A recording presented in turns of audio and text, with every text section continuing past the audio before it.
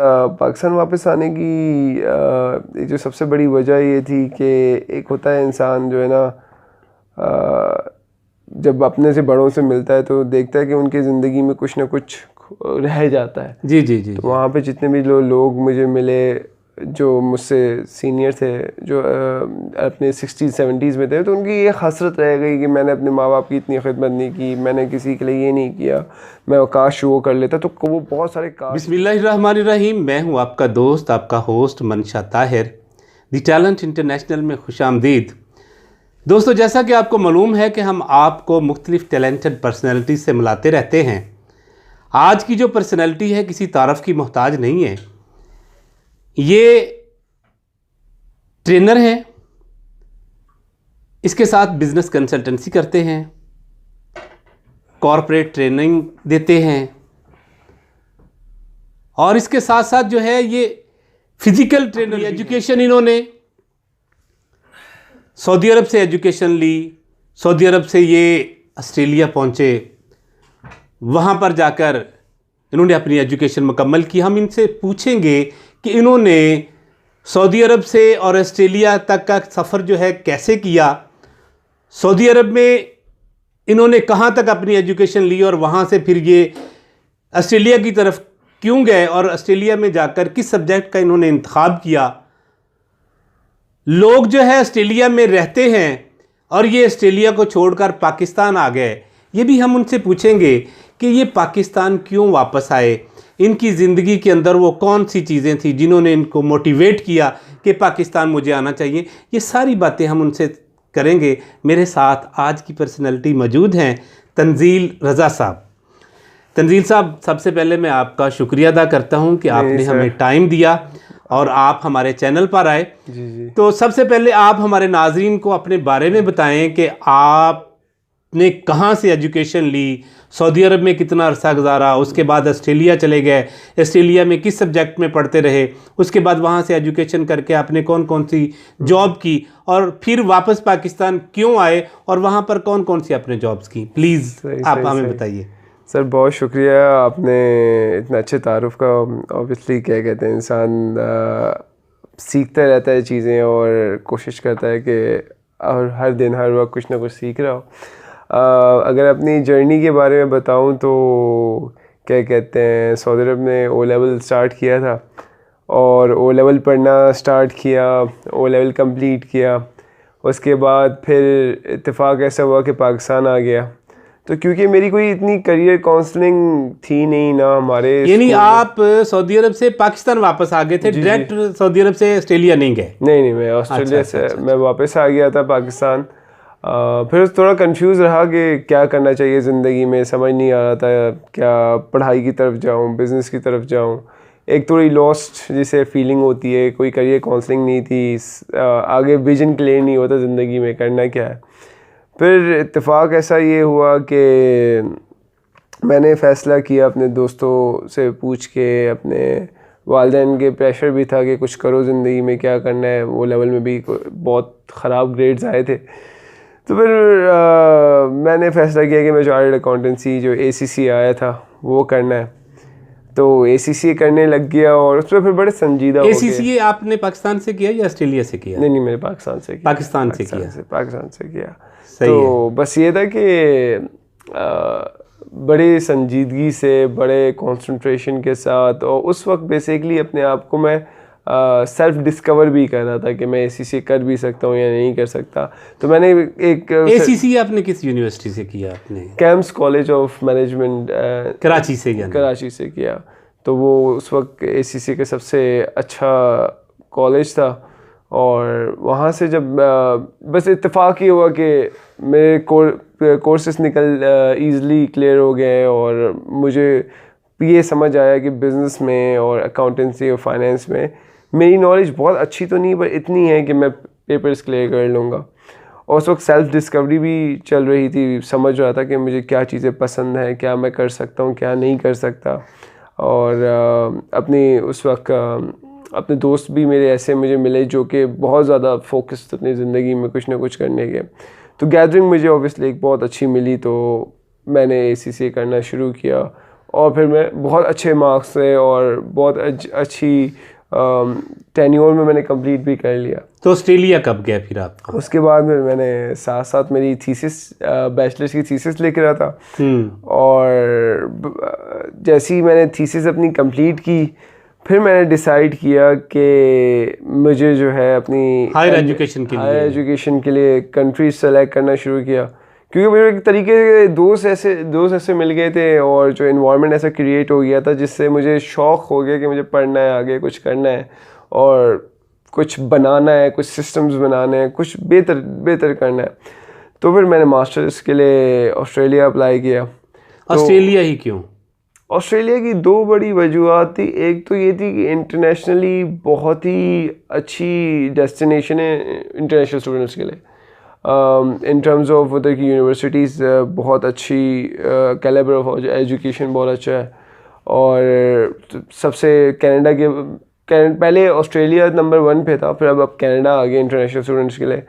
और फिर ऑस्ट्रेलिया अगर आप देखें, क्या कहते हैं, उसका कल्चर, उसकी the way they support international students, और जिस तरीके से स्टडी इकोसिस्टम बना हुआ है, फिर ऑस्ट्रेलिया में जॉब्स के हिसाब से भी बहुत अच्छे हालात है जिस टाइम मैं गया था। एजुकेशन के लिए अगर कोई ऑस्ट्रेलिया जाना चाहता है तो उसके लिए वहाँ पे यानी इजी वीज़ा मिल जाता है या उसके लिए स्ट्रगल करना पड़ती है? थोड़ा सा ना 2 लाइन में बता दें कि ऑस्ट्रेलिया अगर कोई दोस्त जाना चाहता है तो उसके लिए किस तरह वो वीज़ा ले सकता है आसानी के साथ, स्टडी वीज़ा जो है? आई थिंक डिपेंड करता है कि आप किस मकसद से जा रहे हो। बहुत सारे लोग होते हैं वो पढ़ने नहीं जाते, वो बस जाते हैं कि इधर पाकिस्तान से बाहर। यानी जब मकसद क्लियर हो तो वीज़ा मिल जाता है? मकसद क्लियर होता है वीज़ा मिल जाता है। और फिर कंसल्टेंट की भी डिपेंड करता है कि कंसल्टेंट ने आपकी स्टेटमेंट ऑफ पर्पस लिखना होता है, वो किस तरह से लिखता है, यूनिवर्सिटी का नेगोशिएशन क्या करता है, पर डिपेंड करता है कि आपका मकसद क्या है जाने का। तो आप ऑस्ट्रेलिया पहुंच गए? जी, मैं ऑस्ट्रेलिया। तो वहाँ पर जाकर आपने MBA स्टार्ट कर दिया? जी, मैंने जाते ही साथ मेरा MBA स्टार्ट हो गया, और उसके साथ फिर जो है मैं। ये एजुकेशन का कितना ड्यूरेशन था वहाँ पर? 2 साल।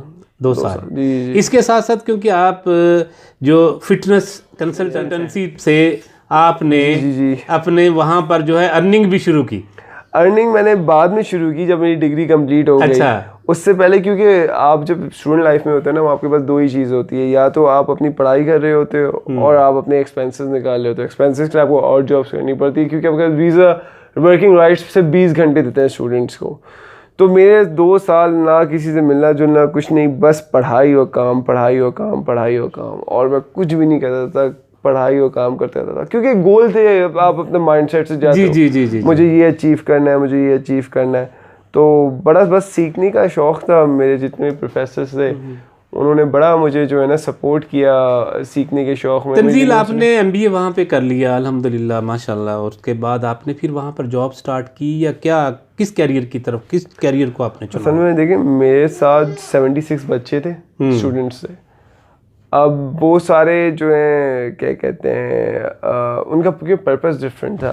मेरा पर्पस था कि मुझे कुछ ऑस्ट्रेलियन कॉर्पोरेट में काम करना है। तो अल्हम्दुलिल्लाह आउट ऑफ 76 बच्चों में से 3 लोगों की कॉर्पोरेट जॉब्स लगी, क्योंकि कॉर्पोरेट जॉब्स वहाँ पे कम है, क्योंकि डिमांड सप्लाई ना, सप्लाई बहुत ज़्यादा है, डिमांड उस हिसाब से नहीं है। तो अल्हम्दुलिल्लाह मैंने अपनी कॉर्पोरेट करियर स्टार्ट किया। पहले मैं एक सोलर कंपनी की एडमिनिस्ट्रेशन संभालता था, फिर मैं ऑफिस मैक्स गया। ऑफिस मैक्स एक बहुत बड़ी कंपनी है, उसकी सब्सिडरी है ऑफिस डिपॉट की। उसके बाद फिर मैं एक और सॉफ्टवेयर हाउस है स्प्रॉकेट, उधर काम किया। फिर उसके बाद हटसन ग्लोबल, जिधर मैं सबसे ज़्यादा काम किया है, वो दुनिया की तीसरी बड़ी टैलेंट मैनेजमेंट कंपनी है। तो मैंने with in tenure of 2-3 years job switch करता रहा, सीखता रहा, लर्न करता रहा, ग्रो करता रहा। पर हटसन वाज द बिग, क्या कहते हैं, the biggest win for me, क्योंकि उससे बड़ी ऑर्गेनाइजेशन थी नहीं एट दैट मोमेंट जिधर कोई इंसान काम कर सके। और मैं वाहिद पाकिस्तानी था जिसने उस ऑर्गेनाइजेशन में स्टेप इन किया और बहुत एक सीनियर पोजीशन में। तंजील, लोग जो है बाहर जाते हैं, उनके ऊपर जो है ना एक जुनून सवार होता है। ऑस्ट्रेलिया, कनाडा और इंग्लैंड, अमेरिका का एक जुनून होता है, लेकिन आपने ऑस्ट्रेलिया जैसे मुल्क को छोड़ दिया और पाकिस्तान वापस आ गए। ये तब्दीली कैसे आई और क्यों आई? आपका क्या एम क्या था, गोल क्या था, आप वापस क्यों पाकिस्तान आ गए, क्या अचीव करना चाहते थे यहाँ पे? दरअसल पाकिस्तान वापस आने की जो सबसे बड़ी वजह ये थी कि एक होता है इंसान जो है ना, जब अपने से बड़ों से मिलता है तो देखता है कि उनकी ज़िंदगी में कुछ ना कुछ रह जाता है। जी जी जी। तो वहाँ पे जितने भी लोग मुझे मिले जो मुझसे सीनियर थे, जो अपने 60s-70s में थे, तो उनकी ये हसरत रह गई कि मैंने अपने माँ बाप की इतनी खिदमत नहीं की, मैंने किसी के लिए ये नहीं किया, मैं काश वो कर लेता। तो वो बहुत सारे काश थे। बाकी दूसरा ये था कि मेरे माँ बाप ने बड़ा अच्छा मुझे पढ़ाया लिखाया, ज़िंदगी में एक मकाम पे पहुँचाया। वो ख़ुदगर्जी सी की ज़िंदगी ना जी नहीं जा रही थी। हालांकि हर चीज़ थी, जो मेरे पास जॉब थी, कभी कोई सोच भी नहीं सकता उधर पहुंचने का या उधर की जॉब छोड़ने का, पर वो खुदगर्जी दिल में थी कि वालिदैन अकेले कैसे करेंगे। और दूसरा ये था कि मुल्क को भी सर्व करना था, इस हिसाब से कि मैं ये देखता हूँ कि जब मैंने अपना करियर स्टार्ट किया तो मेरी कोई करियर काउंसलिंग नहीं थी, कोई करियर गाइडेंस नहीं थी, मेरा विजन क्लियर नहीं था, मुझे नहीं पता था कि चीज़ें किस तरह करनी है। तो जो हमारी मीनिंगफुल लाइफ, जो मेरी कंसल्टेंसी है, उसका बहुत बड़ा पोर्शन ये है कि हमने एक करियर बुक लिखी है जिसमें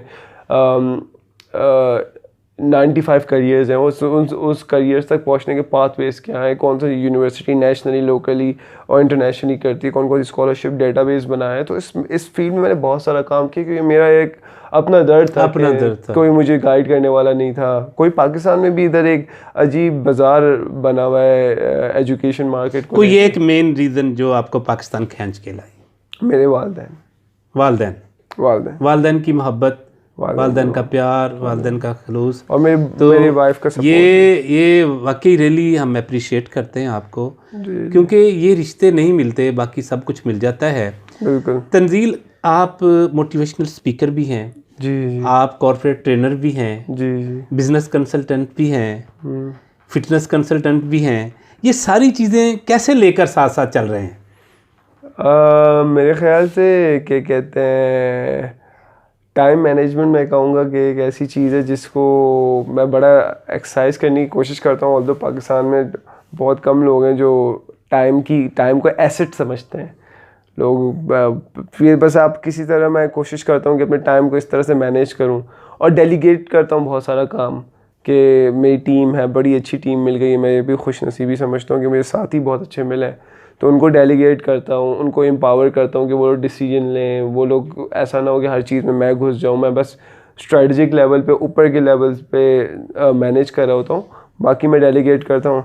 बाकी ये है कि मैं उतना काम लेता हूँ जितना मैं कर सकता हूँ। मैं कभी किसी चीज़ की लालच नहीं की, लालच कभी किसी चीज़ की, जो मिल गया ठीक है, और क्वालिटी काम करने के मेरा जो काम है वो मेरे, यानी आपका फोकस जो होता है वो क्वालिटी वर्क पे होता है। बिल्कुल बिल्कुल, क्वालिटी आगे आप कभी भी जो है कंप्रोमाइज नहीं करते क्वालिटी पे, कभी नहीं करते, कभी हो ही नहीं। तंजील, जो फिर अभी आप पाकिस्तान के अंदर हैं, तो पाकिस्तान में कौन कौन से इदारों के साथ आप काम कर रहे हैं? मैं अखुवत फाउंडेशन के साथ काम कर रहा हूँ, जो हमारे सबसे बड़े वो हैं। तो अखुवत फाउंडेशन का कौन सा प्रोजेक्ट है, क्या क्या वो उसके साथ कर रहे हैं आप? देखिए, अखुवत फाउंडेशन मेनली तो बिलासूद कर्ज़े देती है। 120 अरब के कर्ज़े अब तक डिस्ट्रीब्यूट कर चुकी है। मेनली वो सूद के ख़िलाफ़ डॉक्टर अमजद साकिब साहब की जंग है एक तरीके से। उन्होंने बड़ा अच्छा निज़ाम इधर, अगर आप देखें ना, साउथ पंजाब में एक सूद का जाल बजा हुआ था। 20-20 हज़ार रुपये के लिए लोग अपने जनाज़ों के कर्ज़े जो है ना, वो जनाजे भी पढ़ाने के लिए कर्ज़े ले रहे होते थे। तो जब से वो आई, अखुवत फाउंडेशन आई, उन्होंने कहा कि हम इसको ख़त्म करेंगे, और अब जो भी क्या कहते हैं, फार्मर हो या कोई टेलर हो या ब्रिकलेयर हो या कोई भी प्रोफेशन से ताल्लुक़ रखता हो, वो जाके इज्जत से 50,000 तक के या 30,000 रुपये तक के कर्ज़े बिला सूद ले सकता है। और ना कि सिर्फ हम अखुवत फाउंडेशन कर्ज़े फ़राम करती है, बल्कि बिज़नेस कंसल्टेंसी देती है, सपोर्ट करती है, पूरे उनके प्लान को एवेल्युएट करते हैं। हमारा 99.8% रिकवरी रेट। अखुवत के साथ आपका अभी हुआ है या काफ़ी देर से चल रहा था? या हमारा अप्रैल से हुआ है, और हम लोग इनको मल्टीपल प्रोजेक्ट्स पे काम कर रहे हैं। Education being one of the most important और वाइड इंटीग्रल पार्ट ऑफ अखुवत। और अखुवत की आपको पता है, यूनिवर्सिटी भी है, NJB इनका प्रोजेक्ट जो है वो कराची में इनका एक बहुत बड़ा प्रोजेक्ट है, वो हम देख रहे होते हैं। और इसी तरह की उनके दीगर प्रोजेक्ट है। कसूर यूनिवर्सिटी भी है, इनके 300 स्कूल्स इन्होंने अडॉप्ट किए हुए गवर्नमेंट से। अक्रॉस पंजाब रीजन, और फैसलाबाद में एक रिसर्च इंस्टीट्यूट है।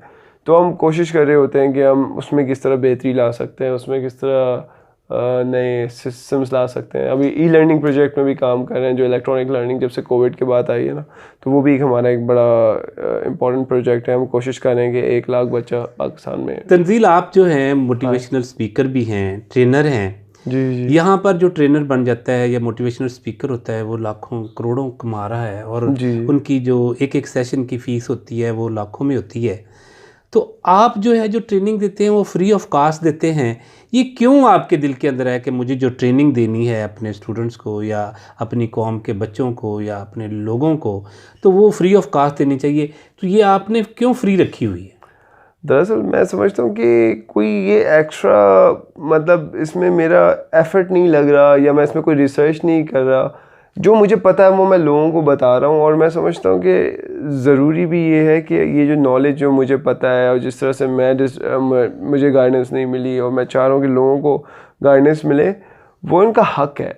मतलब ये मुझे ऐसा फील होता है इनका राइट है। मैं उनसे क्या चार्ज करके क्या मैं कितने पैसे बना लूँगा।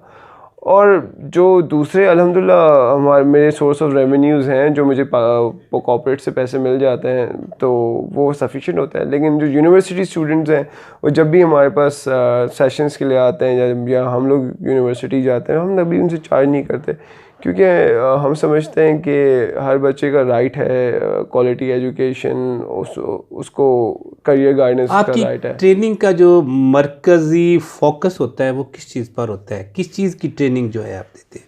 आई थिंक हमारा अगर मेन फोकस रहे ना, तो हम कोशिश करते हैं कि लीडरशिप जो है, लीडरशिप स्किल पे जो है ज़्यादा हम कोशिश करते हैं किसी तरह बच्चों को उनका पोटेंशियल रियलाइज़ करवा सकें, उनको उनका लीडरशिप हैबिट्स इनकलकेट करवा सकें। फिर इमोशनल इंटेलिजेंस भी एक बहुत इंपॉर्टेंट पार्ट है, क्योंकि पाकिस्तान में मेंटल हेल्थ का बड़ा मसला चलता है। तो इमोशंस को किस तरह कंट्रोल करना है, किस तरह अपने इमोशन को अंडरस्टैंड करना है, और किस तरह बेटर डिसीजन मेकिंग करनी है। फिर इसमें स्ट्रेस मैनेजमेंट भी आती है। क्रिटिकल थिंकिंग हमारा बड़ा इंपॉर्टेंट है, जो हम चाहते हैं बच्चे सोचें, जो भी काम करें उसके लिए सोच समझ के करें। लोगों ने सोचना छोड़ दिया है। मुझे फील होता है कि यूनिवर्सिटीज़ में अक्सर जब इंटरेक्शन होती है ना, तो अंडरस्टैंड ये होता है कि किसी भी प्रॉब्लम को एनालाइज करना, सोचना, उसको डेटा पॉइंट ऑफ व्यू से, उनको क्या कहते हैं बिजनेस पॉइंट ऑफ व्यू से, हर पॉइंट ऑफ व्यू से सोचना, हम ये क्रिटिकल ट्रेनिंग, यानी हम सोचते नहीं है। आपने लोगों के अंदर इस चीज़ को भरने की कोशिश की है कि आपको सोचना चाहिए, बिल्कुल, आपको लर्निंग करनी चाहिए। बिल्कुल। तो तंजील ऑस्ट्रेलिया में शादी की या पाकिस्तान में? पाकिस्तान में की। कितने बच्चे हैं? 1। इश्क हुआ या वैसे ही कर ली? शादी के बाद इश्क हुआ। क्या बात है। जी। शादी से पहले कितने इश्क हुए? शादी से पहले तो कोई इतने ख़ास नहीं हुए।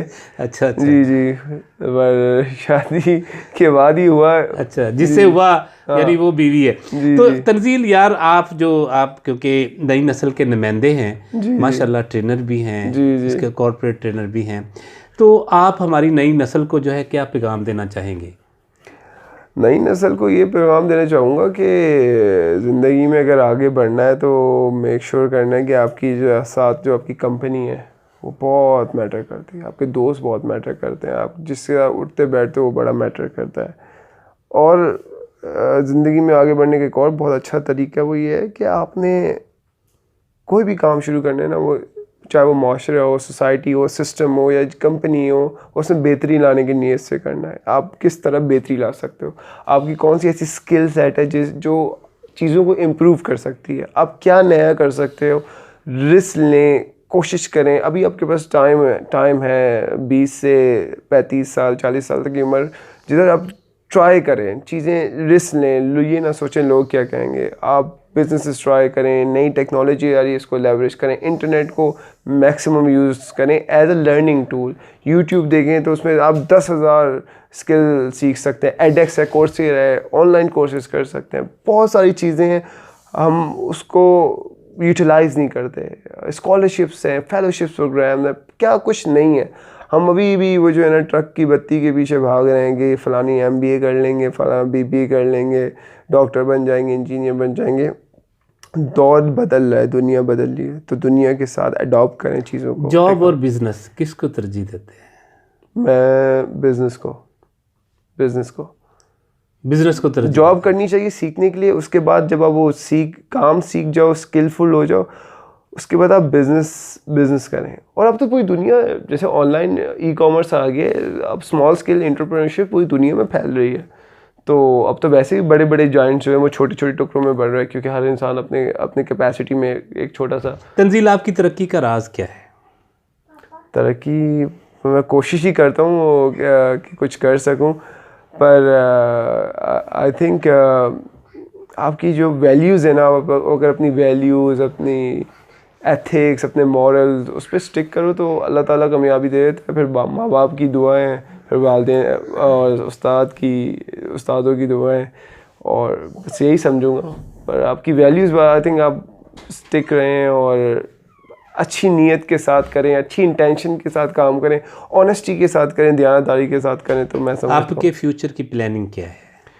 फ्यूचर की प्लानिंग इंशाल्लाह ये है कि पाकिस्तान एजुकेशन सिस्टम में जितनी इम्प्रूवमेंट्स हम ला सकें लाने की कोशिश करें। इलेक्ट्रॉनिक लर्निंग, जो दुनिया इलेक्ट्रॉनिक लर्निंग पे जा रही है, उसमें जो हमारा 1 मिलियन बच्चा टारगेट है वो रीच कर सकें, और किसी तरह पाकिस्तान में लोगों का ना बच्चों को एक ऐसे एवेन्यूज़ प्रोवाइड कर सकें जिधर वो उनके लिए मल्टीपल सोर्स ऑफ अर्निंग खुल सके, ओपन हो सके, और उनको बेटर करियर चॉइसेस लेने की एबिलिटी उनके अंदर इम्प्लांट कर सकें। तो दोस्तों, ये थे मेरे साथ तंजील रज़ा साहब, और मेरे लिए ये एजाज़ की बात है और मेरे लिए ये फ़ख्र की बात है कि तंजील रज़ा जो है सऊदी अरब के अंदर मेरे पास भी चंद दिन जो है वो पढ़ता रहा, और मेरे लिए एक फ़ख्र है अल्लाह ताला ने तंजील की ज़िंदगी को बदल दिया। और लोग जो है पाकिस्तान के अंदर मुख्तलिफ़ स्कॉलर्स के पास जाते हैं, लेकिन ये ऑस्ट्रेलिया में गया और ऑस्ट्रेलिया में जाकर इसकी ज़िंदगी ही बदल गई। और अल्हम्दुलिल्लाह ये नई जनरेशन का नुमाइंदा है, और ये कॉर्पोरेट ट्रेनर हैं, इसके साथ साथ बिज़नेस कंसल्टेंट हैं, और ये मोटिवेशनल स्पीकर हैं। और ये सबसे बड़ी चीज़ ये है कि लोगों के अंदर जो मोटिवेशन है उसको उभारना और उनको मोटिवेशन देना, ये एक सदका जारिया है। शायद इनके लफाज से किसी की ज़िंदगी बदल जाए, अगर किसी एक की भी ज़िंदगी बदल गई तो ये इनके लिए अल्लाह ताला की तरफ से एक बख्शिश का ज़रिया होगा। और जो शख्स जो है अपने वालिदैन के लिए अपना सब कुछ छोड़ के, अपने रिश्तों के लिए सब कुछ छोड़ के पाकिस्तान आ जाता है, और पाकिस्तान आकर भी अपने मुल्क और कौम की खिदमत करता है, उनके अंदर जो है मॉडर्न एजुकेशन को तरजीह देता है कि मैंने अपने मुल्क के बच्चों की तरबियत किस तरह करनी है। इनकी ट्रेनिंग के अंदर इनका मेन फोकस ये होता है कि मैंने अपनी कौम को, पाकिस्तान के बच्चों को, और अपने जितने भी मेरे साथ लोग हैं उनको मैंने किस तरह मोटिवेट करना है, उनको किस तरह राइट जो वे है वो बताना है। तो ये बहुत बड़ी चीज़ होती है। लोग सीखते हैं, पढ़ते हैं, लेकिन एक लाइन पे उनकी ज़िंदगी जो है वो मशीन बन जाती है। लेकिन इन्होंने अपनी ज़िंदगी को मशीन नहीं बनाया, बल्कि ख़ुद मशीन बनकर लोगों की ज़िंदगियों को बदलने का सोच रखा है। और हमारी दुआएं इनके साथ हैं। अल्लाह ताला इनके कारोबार में, इनकी फैमिली में, इनके हर एक उस चीज़ के जो वो ये करना चाहते हैं, अल्लाह ताला इनको कामयाबियों से नवाजे और इनको तरक्कियाँ दे। और ये जो सोच रखा है इन्होंने अपनी ज़िंदगी के अंदर कि मैंने किस तरह अपने मुल्क और कौम के बच्चों की खिदमत करनी है, इस खिदमत के अंदर किसी जगह पर अगर हमारा भी कोई हिस्सा हो तो हम इनके साथ हैं। ये बहुत ही प्यारी शख्सियत हैं दोस्तों। ऐसे लोग होते हैं, पाकिस्तान का फ़ख्र होते हैं। पाकिस्तान की गवर्नमेंट को, पाकिस्तान के अदारों को ऐसे लोगों को प्रमोट करना चाहिए कि जो लोग चाहते हैं कि अपने मुल्क और कौम की खिदमत करना। तो दोस्तों, ये तंजील रज़ा साहब थे, और ये माशाल्लाह स्पीकर भी हैं, इसके साथ साथ ट्रेनर भी हैं, कॉर्पोरेट ट्रेनर भी हैं, इसके साथ जो ये फिज़िकल ट्रेनर हैं। ये बहुत बड़ी बात है। अगर किसी दोस्त को अपने आप को ठीक करने के लिए, अपने आप को राइट पाथ पर चलाने के लिए अगर किसी ने इनके साथ बात करनी है या इनसे कोई मोटिवेशन लेनी है, तो मैं इनका नंबर भी आपके साथ शेयर करूंगा। आप इनसे बात कर सकते हैं, इनसे मशवरा ले सकते हैं और अपनी ज़िंदगियों को बदल सकते हैं। उम्मीद है कि आपको हमारी आज की ये नशिस्त जो है पसंद आई होगी। अगर आज की हमारी ये वीडियो पसंद आई है, आज की ये हमारी शख्सियत पसंद आई है, तो आप हमारे चैनल को सब्सक्राइब करें बेल आइकन को प्रेस करें ताकि नए नए वीडियो जो है आप तक पहुंचते रहें। खुश रहें और खुशियां बांटें।